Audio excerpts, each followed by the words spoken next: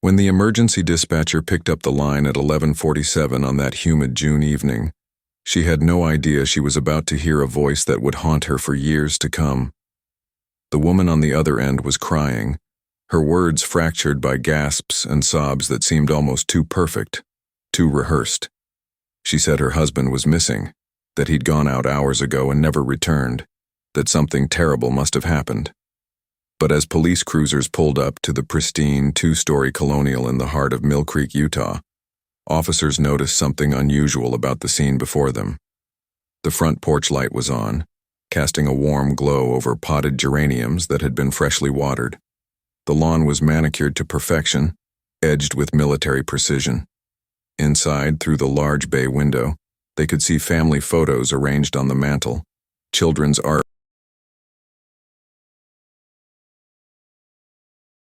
Spotless, it looked like something from a home design magazine. Everything appeared normal, almost too normal for a house where a man had supposedly vanished without a trace.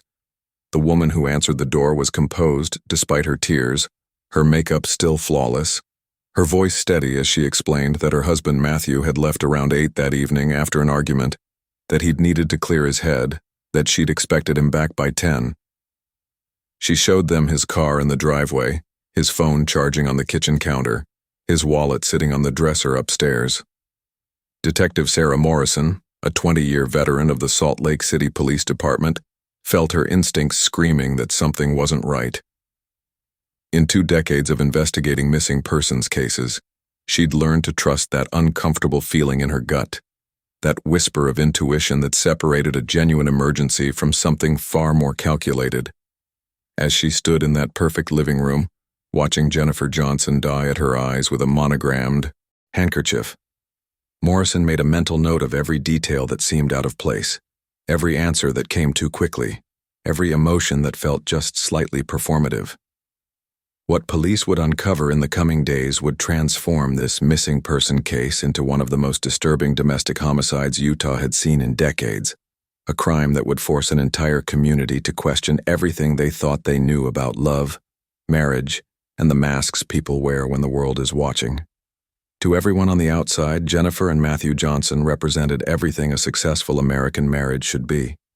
They'd met 12 years earlier at a charity fundraiser in downtown Salt Lake City, where Matthew, fresh from his second deployment to Afghanistan with the Army Special Forces, had been honored for his service.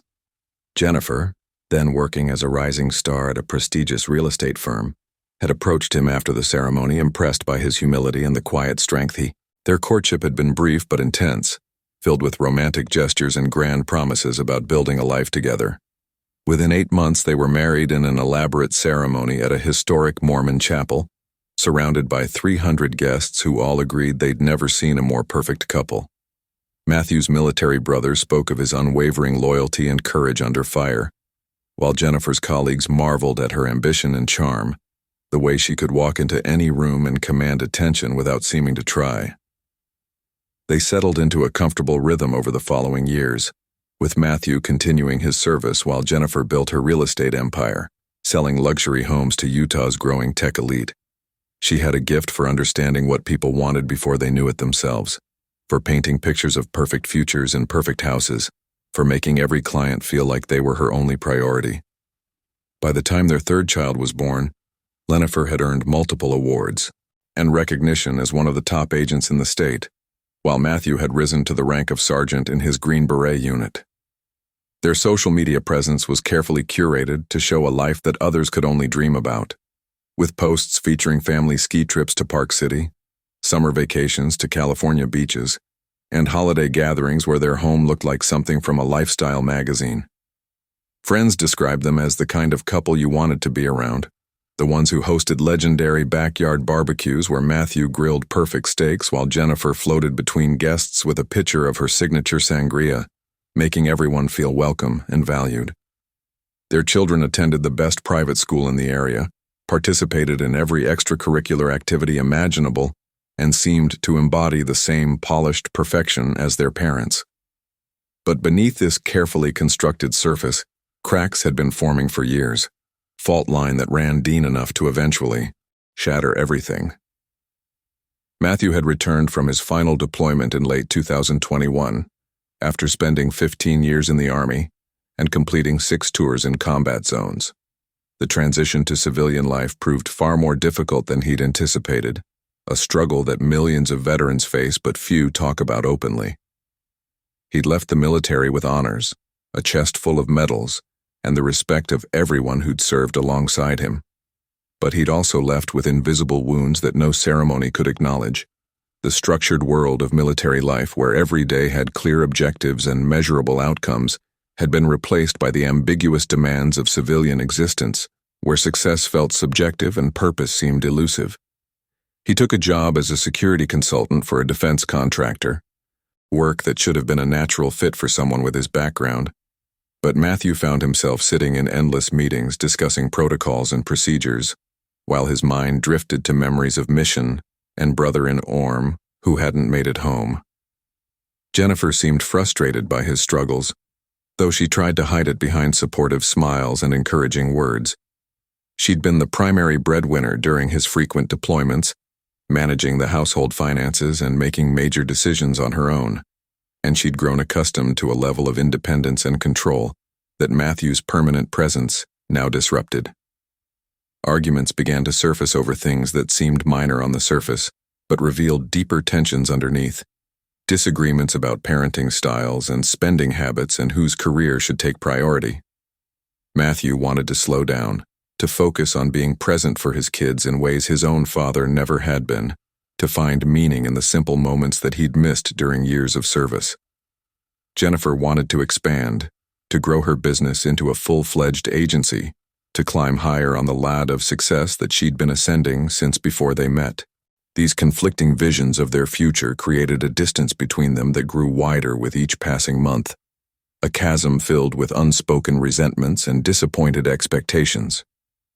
Matthew confided in a few close friends from his unit that he felt like a stranger in his own home, that Jennifer seemed more interested in the image of their marriage than the reality of their relationship, that conversations between them had become transactional exchanges rather than genuine connection. Jennifer, meanwhile, complained to her real estate colleagues that Matthew had changed, that the confident soldier she'd married had become withdrawn and moody, that his presence felt oppressive rather than comforting. Neither of them sought counseling or professional help, both trapped by pride and the fear of admitting that their perfect marriage might be failing. What neither of them could have known was that Jennifer had already begun planning an exit strategy, one that would ensure she didn't bave to split assets or share custody or sacrifice the life she'd built for herself. Before we dive deeper, let us know in the comments where you're watching from. We'd love to hear from you. And don't forget to hit that subscribe button so you never miss any of our upcoming videos. The first message arrived on Jennifer's phone 6 months before Matthew disappeared, a seemingly innocent inquiry from someone who'd seen one of her property listings online. His name was Brandon Mitchell, and he described himself as a successful entrepreneur looking to relocate to Utah for business opportunities. Their text exchanges began professionally enough, with Jennifer sending him information about available properties and neighborhoods that might suit his needs, but within weeks the conversations had shifted into more personal territory. Brandon seemed genuinely interested in Jennifer's thoughts and opinions, asking about her life and dreams in ways that Matthew hadn't in years. He complimented her intelligence and business acumen, made her laugh with clever observations, and created a space where she felt seen and appreciated in ways she'd forgotten were possible. Jennifer knew she was crossing a line, but convinced herself that a little harmless flirting wasn't really cheating, that she deserved some excitement and attention after years of playing the perfect military wife. The messages became more frequent and intimate, with Brandon sharing details about his supposedly difficult divorce and Jennifer opening up about her disappointments in her marriage. They began talking on the phone during Matthew's work hours, long conversations that Jennifer deleted from her call log immediately afterward. She created a separate email account to communicate with him, claiming she needed it for a new business venture when Matthew noticed her spending more time on her laptop. Brandon seemed to understand her in ways that Matthew never had, or at least that's what Jennifer told herself, as she rationalized behavior that she would have condemned in anyone else. What she didn't know was that Brandon Mitchell wasn't exactly who he claimed to be, that the photos he'd sent were stock images downloaded from the internet, that the business success he described was entirely fabricated. The man behind the messages was actually named Tyler Ross, a twice-divorced construction worker from Nevada who'd developed a pattern of targeting married women through real estate websites and dating apps. He'd learned that successful professional women were often lonely despite their achievements, hungry for the kind of focused attention and validation that their busy lives rarely provided. Tyler had no intention of ever meeting Jennifer in person or helping her leave her marriage. He was simply enjoying the ego boost of successfully manipulating someone he perceived as being out of his league. But Jennifer had become so invested in the fantasy of this relationship that she began to see Brandon as her ticket to a new life, a future where she could start over without the burden of a struggling veteran husband and the complications of a contested divorce. The night he never came home on June 14th, 2022, the Johnson household followed its usual Tuesday routine with an almost eerie normalcy. Matthew had returned home from work around 5:30, changed out of his business casual attire into jeans and a faded army t-shirt, and helped the kids with their homework while Jennifer prepared dinner. They ate together at the kitchen table, a meal of grilled chicken and roasted vegetables that Jennifer had documented with a photo posted to her Instagram story with the caption, "Family dinner nights are the best nights." The children chattered about their day at school, while Matthew listened with the patient attention of a father trying to be present despite the exhaustion evident in his eyes. After dinner, Matthew loaded the dishwasher while Jennifer supervised. Bath time for the younger kids, the kind of domestic choreography they'd perfected over years of practice. By 8 o'clock, the children were tucked into bed, their rooms quiet except for the hum of white noise machines and the occasional creak of the house settling. This was typically when Matthew and Jennifer would retreat to separate corners of the house, him to the basement where he'd set up a small home gym, her to the master bedroom where she'd work on client emails or scroll through social media. But that night, Jennifer told investigators later, Matthew had seemed agitated and restless, pacing through the living room and checking his phone repeatedly. She claimed they'd had an argument about finances, specifically about Matthew's desire to use some of their savings to start a nonprofit organization supporting veteran mental health initiatives. Jennifer said she'd told him they couldn't afford to invest in something with no guaranteed return, that they needed to focus on building security for their children's future. Matthew had allegedly become angry at this, accusing Jennifer of caring more about money than about making a difference, about maintaining appearances rather than living authentically. He'd grabbed his car keys and announced he was going for a drive to clear his head, a pattern of behavior that Jennifer insisted had become increasingly common in recent months. She told police she'd assumed he would drive around for an hour or two and return calmer, that she'd use the time to catch up on work emails and prepare for a morning showing. But when 10 o'clock came and went with no sign of Matthew, Jennifer claimed she'd started to worry, texting him multiple times and getting no response. By 11, she said her concern had escalated to genuine fear, at which point she'd called his closest friend from his army unit to ask if Matthew had reached out. When that friend confirmed he hadn't heard from Matthew all day, Jennifer had dialed 911 to report him missing, her voice trembling with what sounded like authentic panic.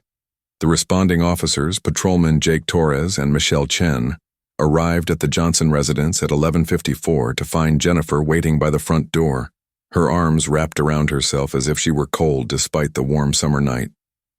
She walked them through the house, showing them Matthew's phone on the charger, his wallet on the dresser, his car keys that she claimed he must have grabbed from the hook by the garage door where they kept a spare set. Everything she said made logical sense, and both officers noted in their reports that Jennifer appeared genuinely distraught, her hands shaking as she showed them recent photos of Matthew on her phone so they'd know who they were looking for.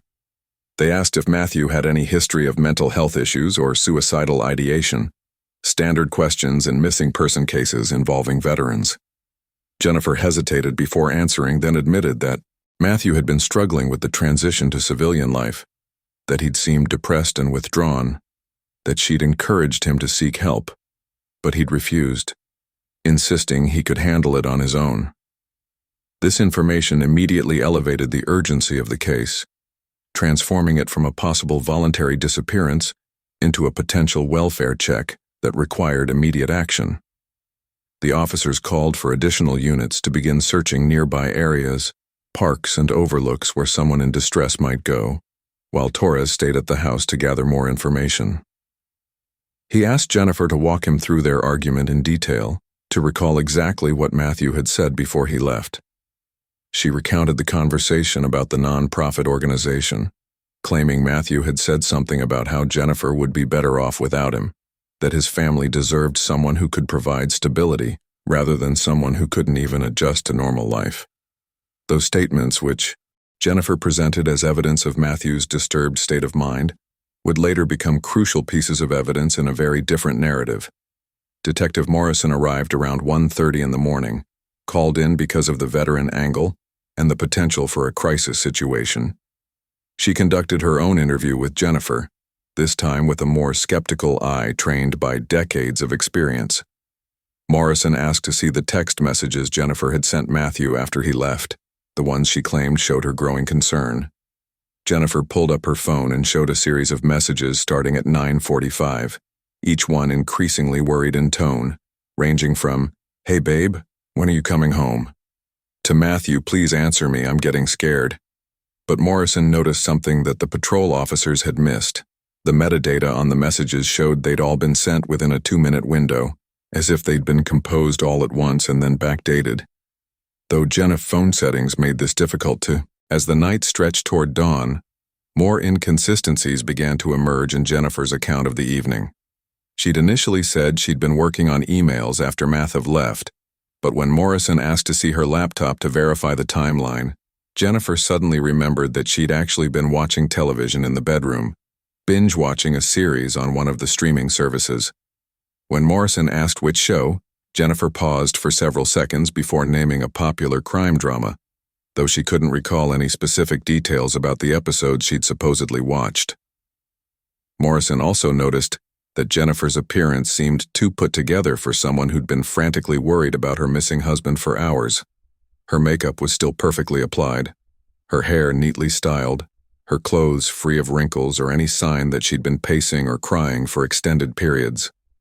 These observatic alone weren't enough to warrant suspicion.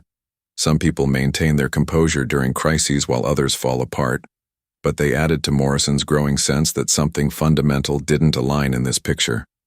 She asked Jennifer if she'd be willing to let investigators search the house and property, just to rule out any possibility that Matthew had returned and something had happened to him inside the home.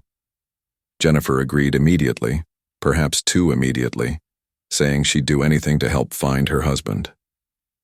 The search began as the sun rose over the Wasatch Mountains, painting the sky in shades of pink and gold that seemed cruelly beautiful, given the circumstances. Officers combed through every room, looking for signs of struggle or disturbance, checking closets and crawl spaces and anywhere a body might be concealed. In the garage, Morrison noticed a faint chemical smell that reminded her of cleaning products, specifically bleach, which seemed odd for a space that was otherwise remarkably organized and clean. She asked Jennifer about it, and Jennifer explained that she'd spilled some paint thinner earlier that week while organizing their storage shelves, that she'd cleaned it up with bleach to neutralize the smell.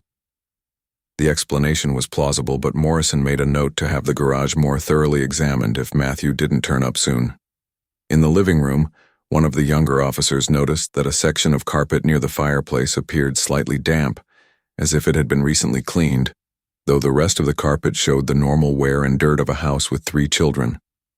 When he mentioned this to Morrison, she crouched down and ran her hand over the area, feeling the dampness and noticing that this section of carpet was noticeably lighter in color than the surrounding area, the kind of difference that suggested aggressive cleaning or stain removal. Jennifer, watching from the doorway, offered an explanation before anyone could ask, claiming that one of the kids had spilled grape juice there the previous day, and she'd spent an hour trying to get the stain out. Morrison thanked her for the information while mentally cataloging this as another detail that would need follow-up investigation. By mid-morning, with no sign of Matthew and an increasing number of small inconsistencies in Jennifer's story, Morrison made the decision to bring Jennifer down to the station for a more formal interview. She framed it as a routine procedure, explaining that they needed to gather more detailed information about Matthew's state of mind and recent behavior, anything that might help them understand where he'd gone or what he might be planning. Jennifer agreed without hesitation, asking only if she needed to arrange for someone to watch the children, who were still asleep upstairs, unaware that their father was missing. Morrison arranged for Jennifer's sister to come stay at the house, giving the family some privacy, while also ensuring that the home remained secure as a potential crime scene, though she didn't phrase it that way. At the station, Jennifer was led to an interview room, a stark space with gray walls and a metal table, where Morrison and her partner, Detective Marcus Chen, conducted a more thorough questioning. They started with open-ended questions about the marriage, about Matthew's adjustment to civilian life, about any problems or conflicts that might have been building.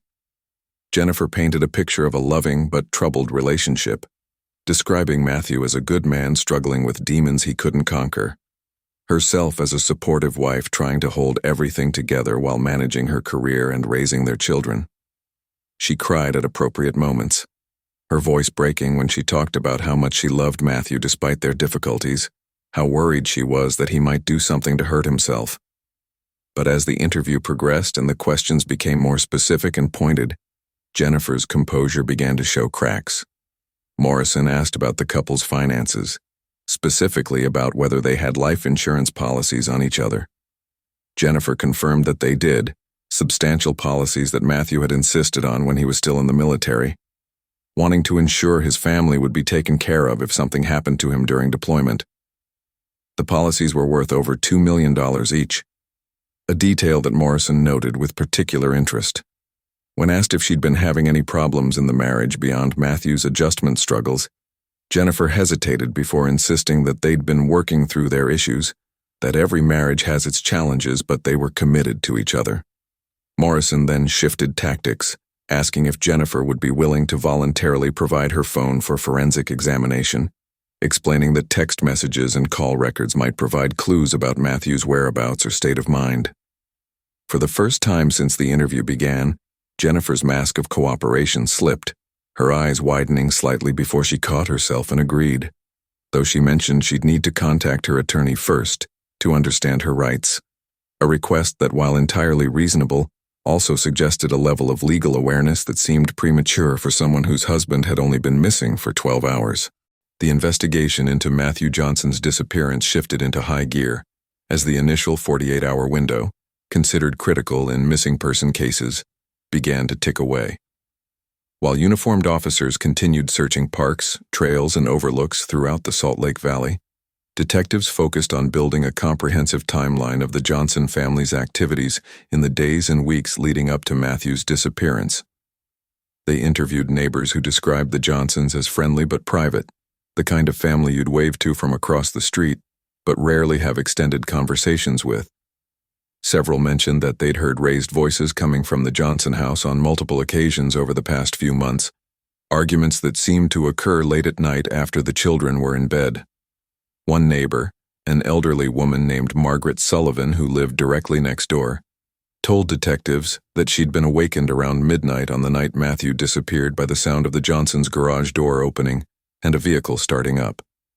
She'd glanced out her bedroom window and seen what appeared to be Matthew's SUV backing out of the driveway with its headlights off, which had struck her as odd at the time, though she'd thought little of it until police came asking questions.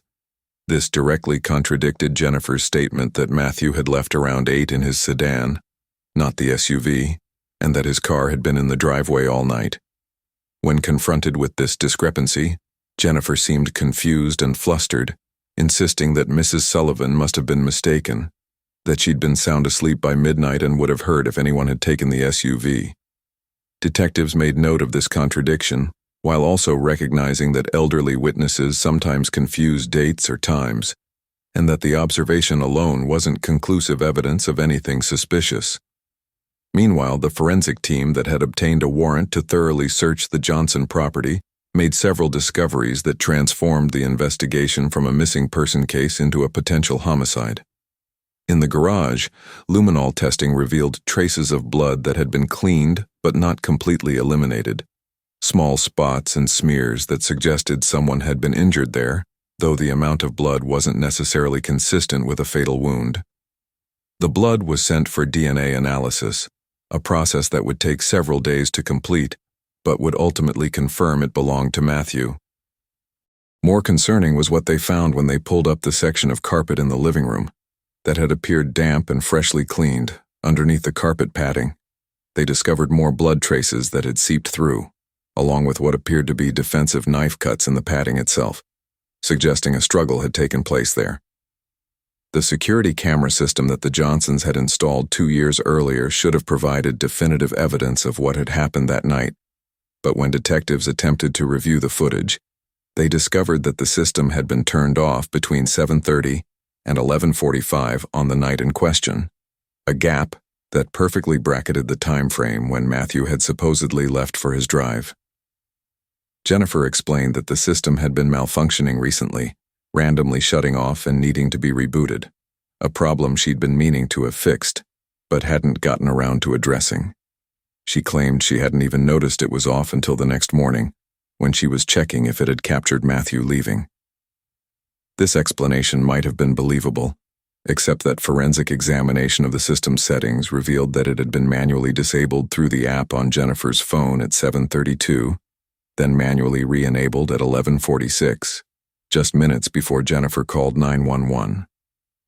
When confronted with this evidence during a second interview at the station, Jennifer's attorney, a sharp criminal defense lawyer named Patricia Mendez, who'd been retained by Jennifer's family, objected to the line of questioning and advised her client to exercise her right to remain silent on that particular issue.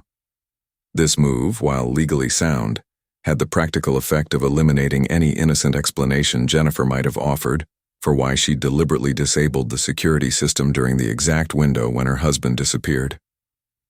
Detectives also obtained warrants for the couple's phone records and began the painstaking process of analyzing months of text messages, calls, and location data.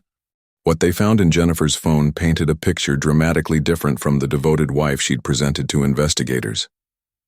The messages with Brandon Mitchell revealed an affair that had grown increasingly intense over 6 months, with Jennifer expressing frustration about her marriage and fantasizing about a future where she could start over without the complications of divorce. In one particularly damning exchange from 3 weeks before Matthew's disappearance, Jennifer had written, "I wish I could just snap my fingers and make all of this go away, wake up tomorrow free to live my own life without having to explain myself or split everything I've worked for."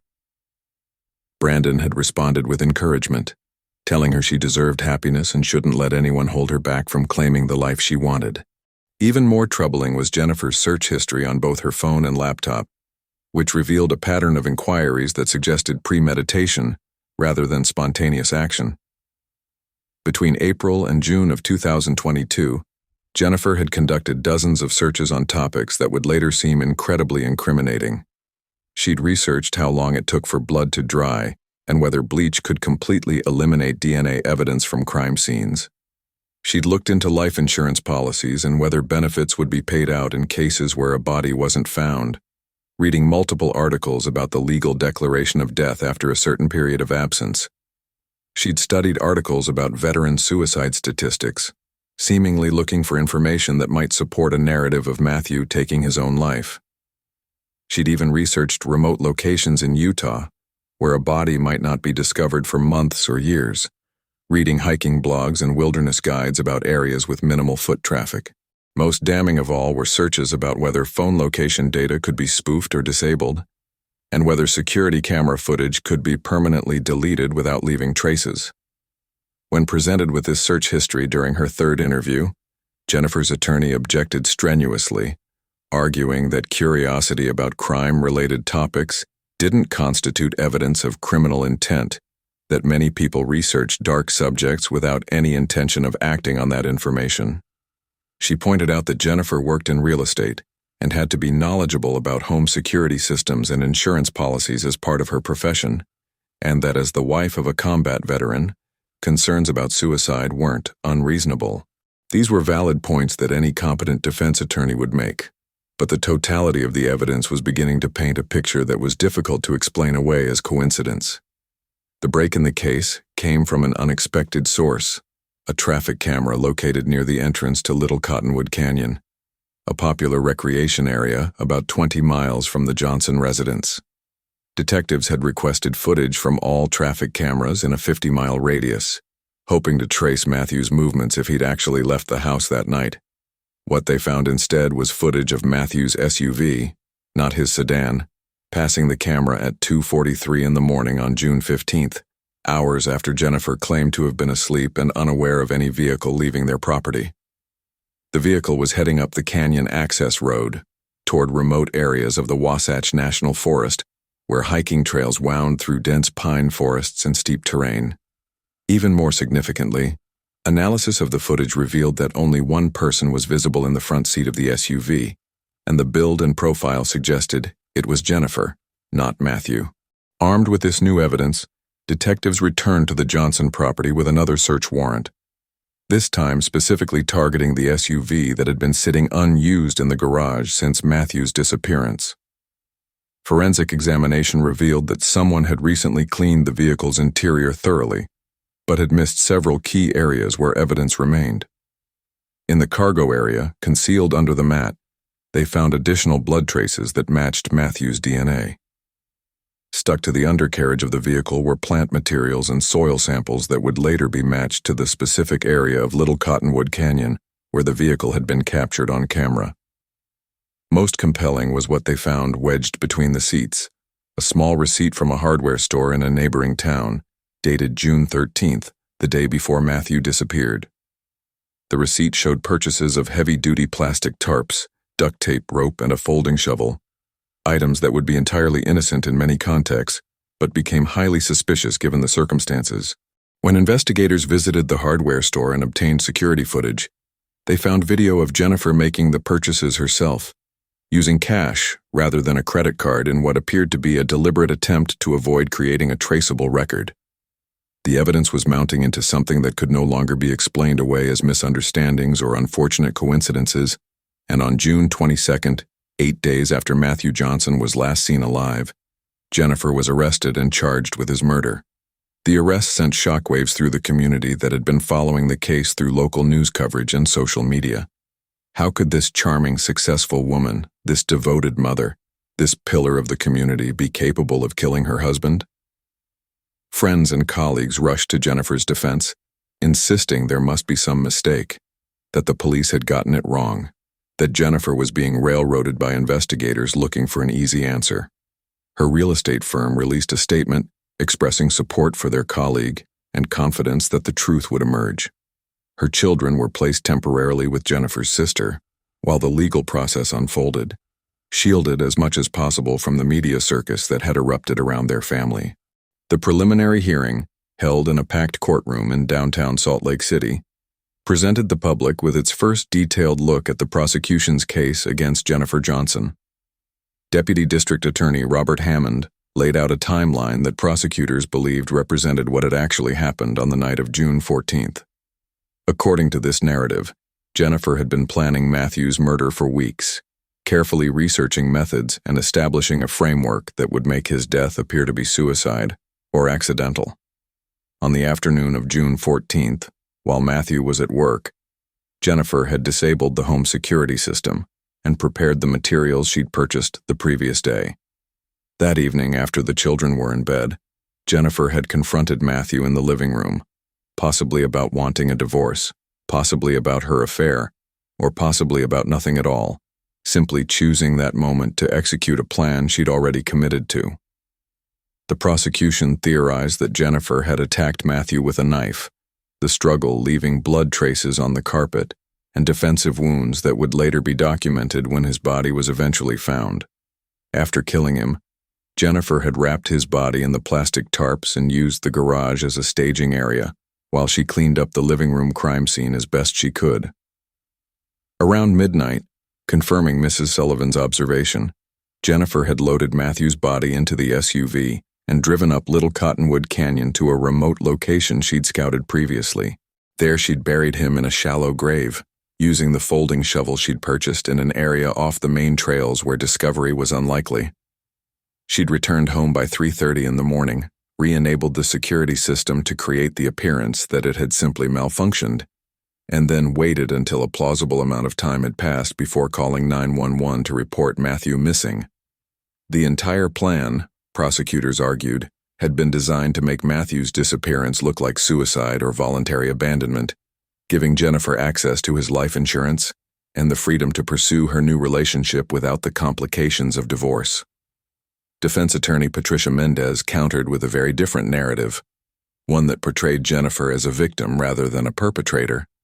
She argued that Matthew had become increasingly unstable and violent in the months following his discharge from the military, that Jennifer had been living in fear but had been too ashamed to report it, worried about damaging Matthew's reputation and her family's image. Mendez suggested that Matthew had attacked Jennifer that night, that the blood in the living room was from Jennifer defending herself, and that Matthew had left in a rage afterward, taking his own life somewhere in the wilderness where his body had yet to be found. The search history and purchases, Mendez argued, could be explained by Jennifer's growing fear of her husband and her attempts to protect herself and prepare for various scenarios. The traffic camera footage showing what appeared to be Jennifer driving the SUV was harder to explain, but Mendez suggested that the prosecution couldn't definitively prove who was driving or that Matthew wasn't concealed in the back of the vehicle, possibly forcing Jennifer to drive him somewhere against her will. It was a creative defense that played on common narratives about domestic violence and the struggles of military families, but it had significant weaknesses that prosecutors were quick to exploit. If Jennifer had been defending herself, why hadn't she called police immediately? Why had she methodically cleaned up blood evidence and disabled security cameras? Why had she purchased burial supplies the day before the alleged attack? And most importantly, where was Matthew's body if he'd simply fled into the wilderness?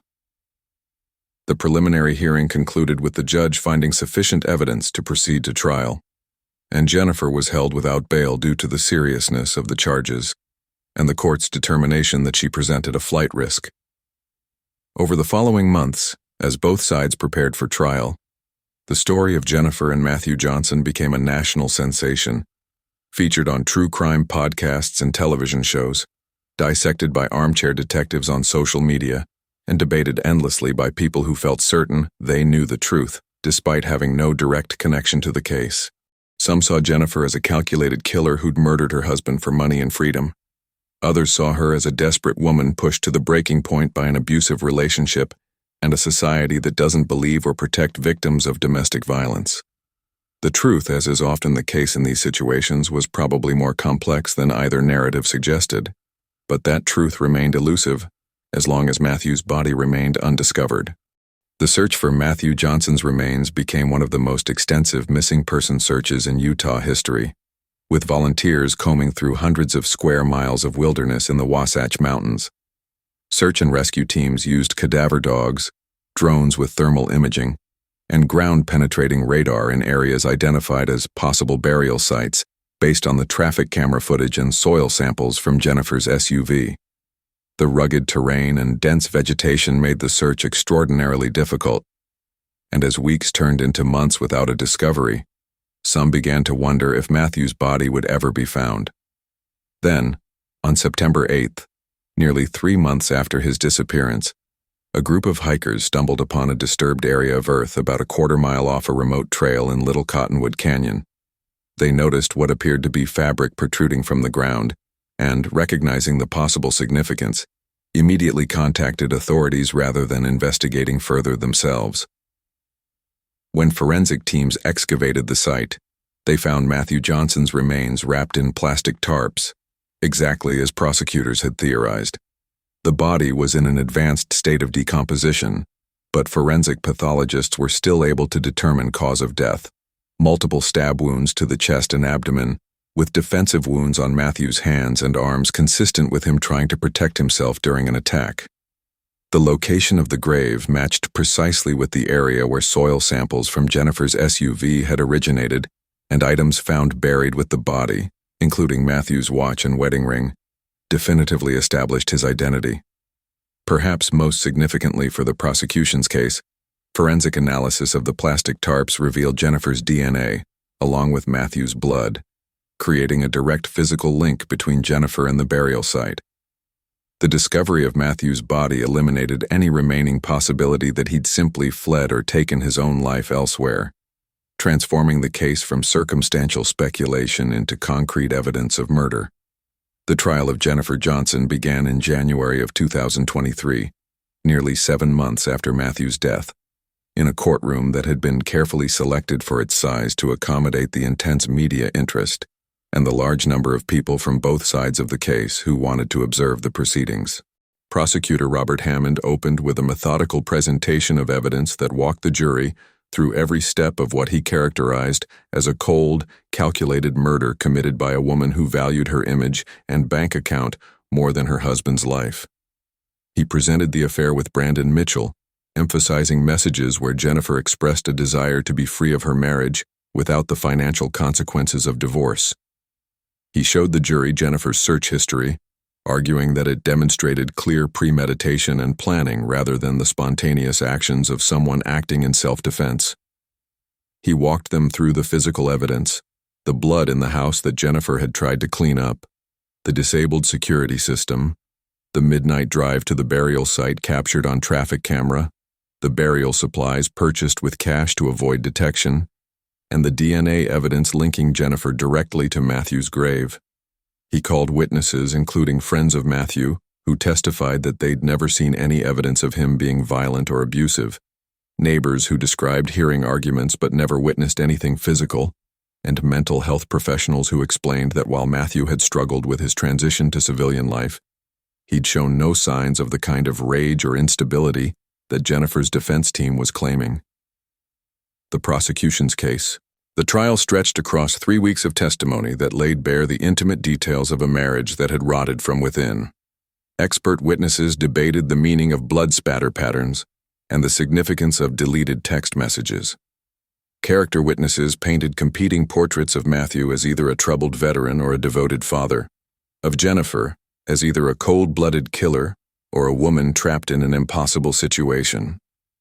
The jury heard from forensic pathologists who described Matthew's final moments in clinical detail, from digital analysts who traced Jennifer's movements through cell tower pings and GPS data, and from the medical examiner who confirmed that Matthew's wounds could not have been self-inflicted.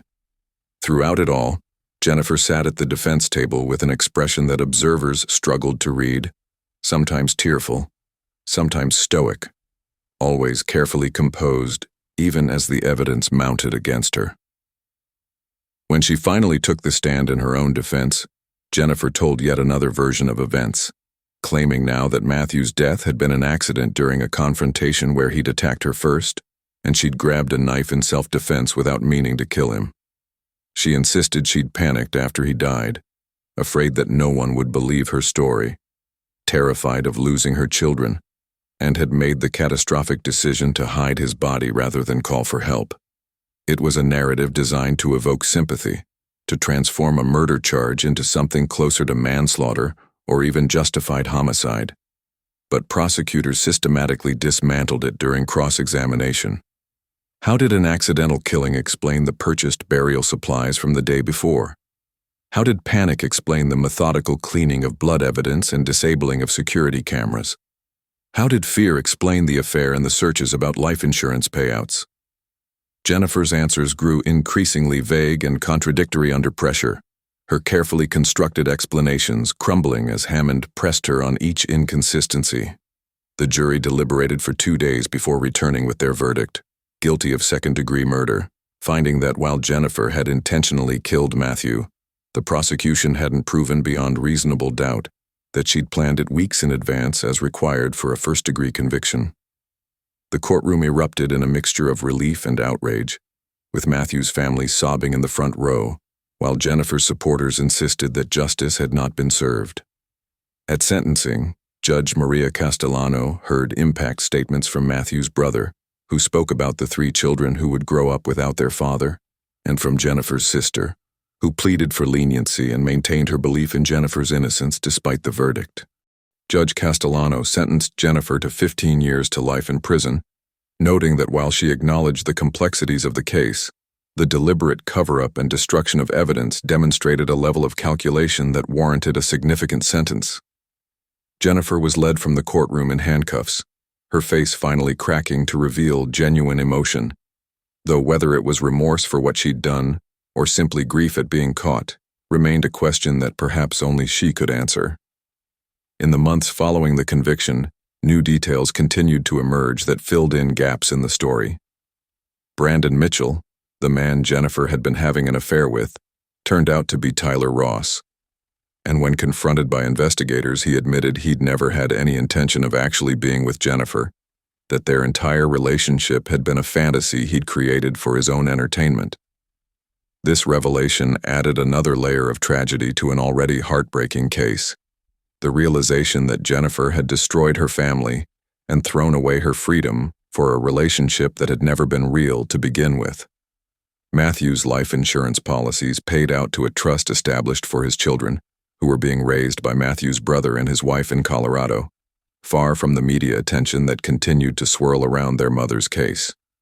Jennifer's appeals argued that her trial had been tainted by prejudicial media coverage and that evidence of Matthew's struggles with post-military adjustment should have been given more weight.